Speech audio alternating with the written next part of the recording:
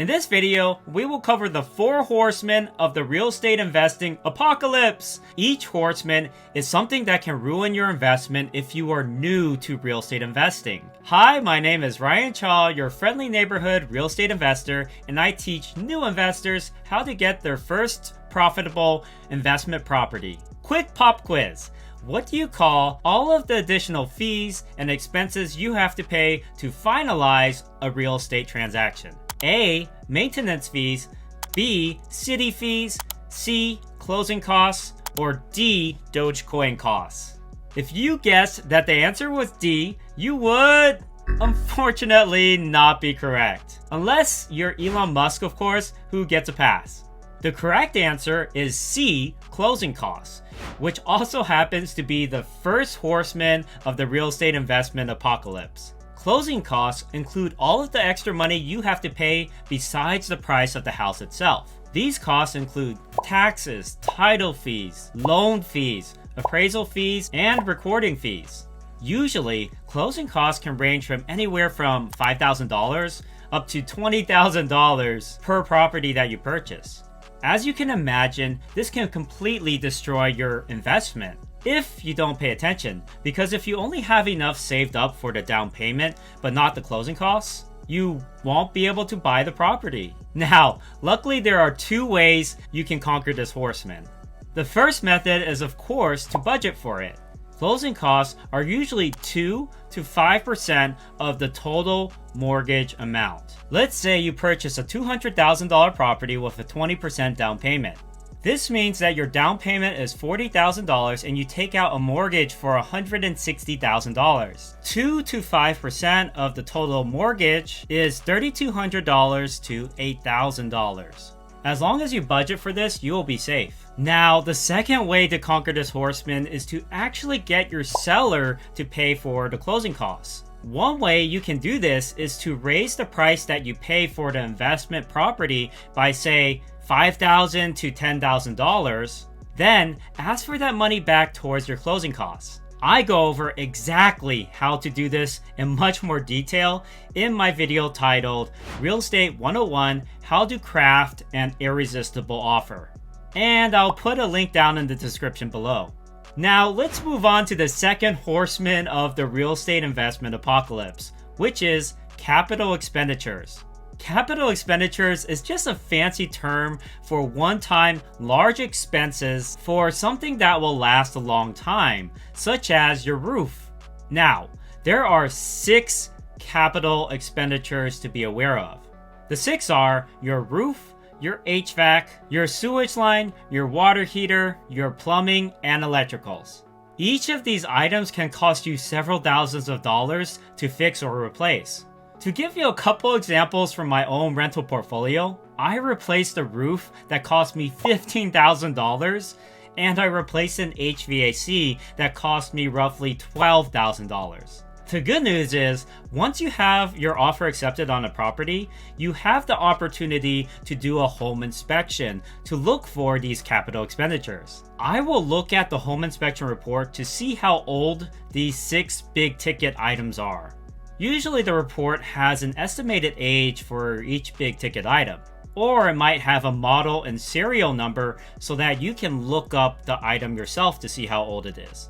But with that being said, a lot of times to figure out how old something is, it might be best to call up the home inspector and ask. Usually, HVACs and roofs last around 20 to 30 years. If you find out on the home inspection that these items are near the end of their life, then you can ask the seller to repair or replace them before buying the house. And if the seller refuses, you can walk away from the deal. Nowadays, I even write down how old each big ticket item is on the house so I can estimate when I might need to replace it, and therefore I can budget for it.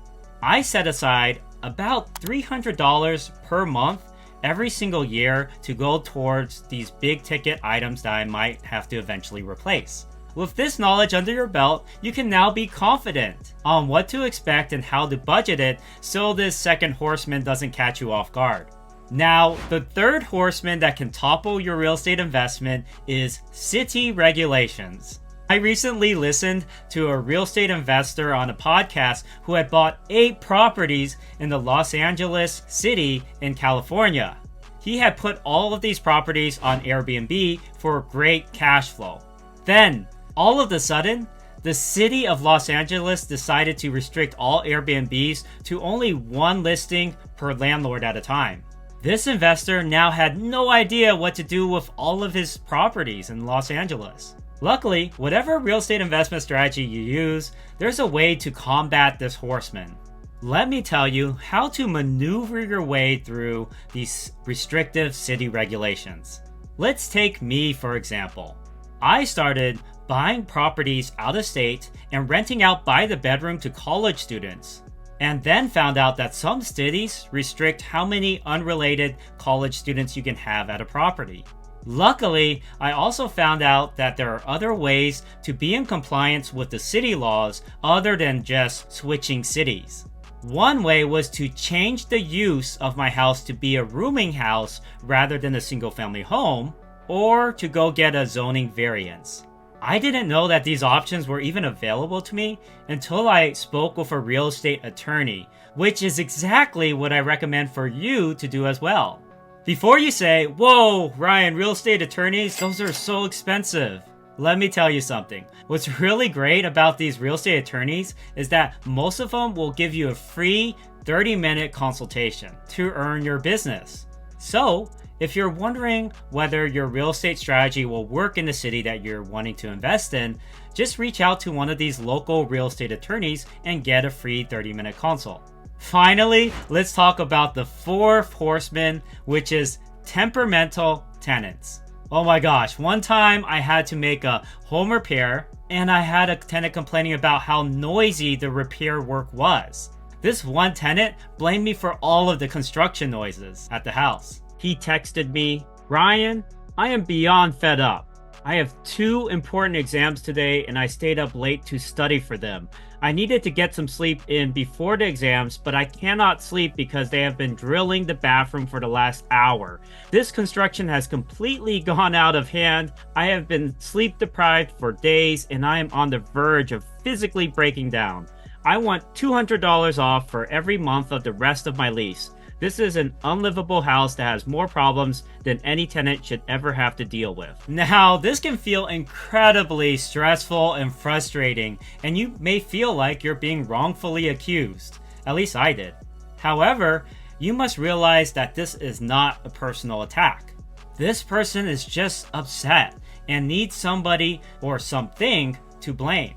In this case, I explained to the tenant why we were doing this, why it was necessary, which was essentially, this is for your own safety, and the timeline for completion of the repairs so that they rest soundly knowing that this will be completed in a timely manner. When dealing with an upset tenant, just focus on the facts and what you can do to help them.